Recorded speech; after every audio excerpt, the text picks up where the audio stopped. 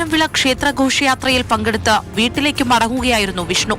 പുലർച്ചെ അമ്പലത്തിൻകാല ക്ഷേത്രത്തിന് മുൻപിൽ വെച്ച് എതിരെ എത്തിയ 3 പേർ വിഷ്ണുവിനെ മാരകമായി കുത്തിപ്പരിക്കേൽപ്പിച്ചു.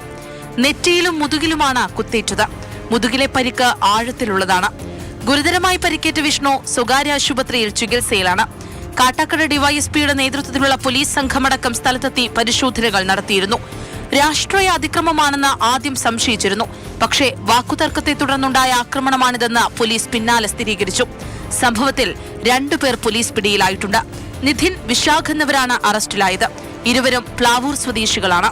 മുഖ്യപ്രതി ഇപ്പോഴും പിടിയിലായിട്ടില്ല. ആക്രമണത്തിലേക്ക് നയിച്ച യഥാർത്ഥ കാരണത്തെക്കുറിച്ച് ഇപ്പോഴും വ്യക്തത വന്നിട്ടില്ല. വിഷ്ണുവും പ്രതികളും തമ്മിൽ മുൻവൈരാഗ്യമുണ്ടായിരുന്നോ എന്നതടക്കം പോലീസിന്റെ അന്വേഷണ പരിധിയിലുണ്ട്.